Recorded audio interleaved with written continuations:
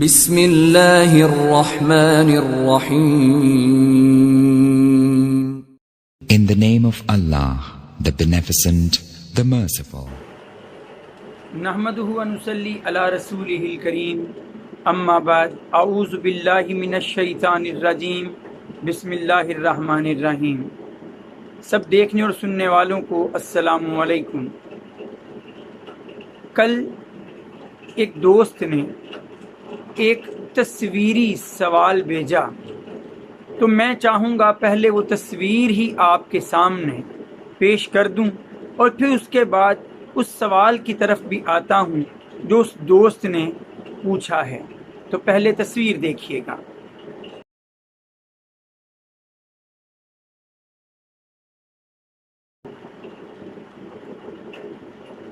آپ نے اس تصویر کو دیکھ کر ہی اندازہ لگا لیا ہوگا کہ سوال کس نوعیت کا ہے.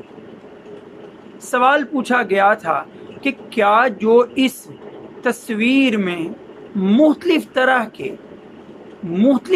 کے توہمات اور مختلف طرح کی باتیں اس مہینے سفر کے بارے میں موجود ہیں، اس سے منسلک کی گئی ہیں، ان میں کس قدر حقیقت ہے.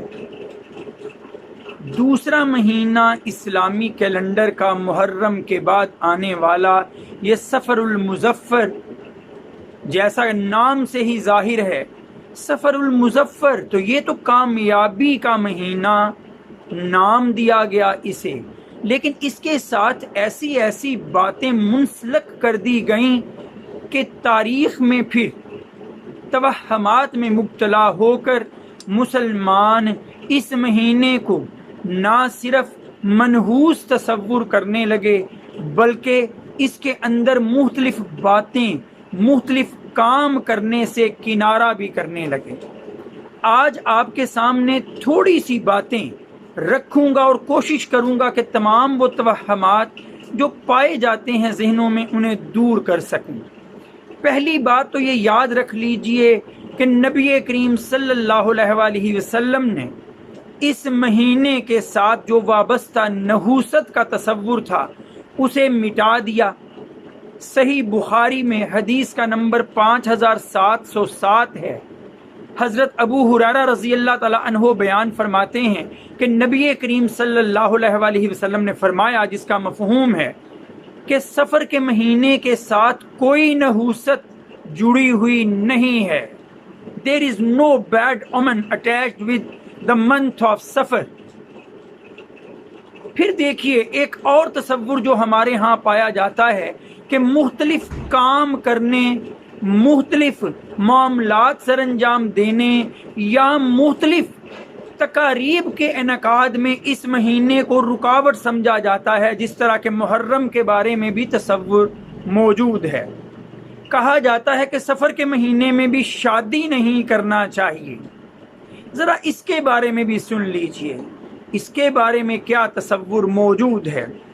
نبی کریم صلی اللہ علیہ وسلم کی چہیتی زوجہ محترمہ ام المؤمنین حضرت عائشہ رضی اللہ تعالی عنہا سے جب سفر کے مہینے میں شادی کے بارے میں پوچھا گیا تو آپ رضی اللہ تعالی عنہا نے فرمایا، میرے ساتھ شادی حضرت محمد صلی اللہ علیہ وسلم کی سفر کے مہینے میں ہوئی اور مجھ سے خوش قسمت کوئی نہیں کہ جو حضرت محمد صلی اللہ علیہ وسلم کے ساتھ بیاہی گئی ہو اس مہینے میں.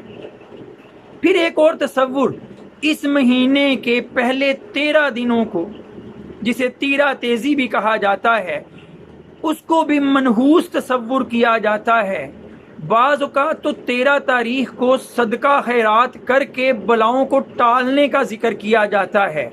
کبھی آٹے کے 365 گولیاں بنا کر سمندر میں بہانے کا تصور پایا جاتا ہے. بہت سے توہمات ان 13 دنوں یا سفر کے مہینے سے جڑے ہیں.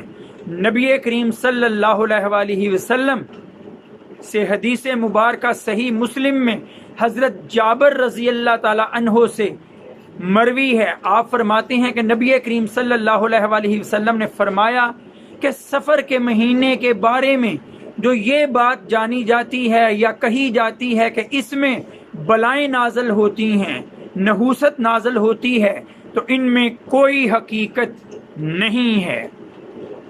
اب آپ کو اور مجھے دنیا میں پھیلی ہوئی، مسلمانوں میں پھیلائی ہوئی بے سر و پا باتوں پر یقین کرنا ہے، یا پھر حضرت محمد صلی اللہ علیہ وآلہ وسلم نے اللہ کی طرف سے جو تعلیمات اس مہینے کے بارے میں پہنچائیں ان پر ایمان رکھنا ہے؟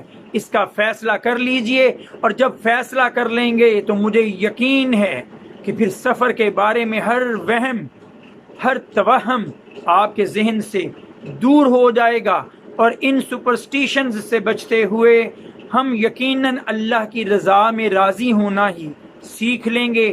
وآخر دعوانا ان الحمد للہ رب العالمین۔ السلام علیکم۔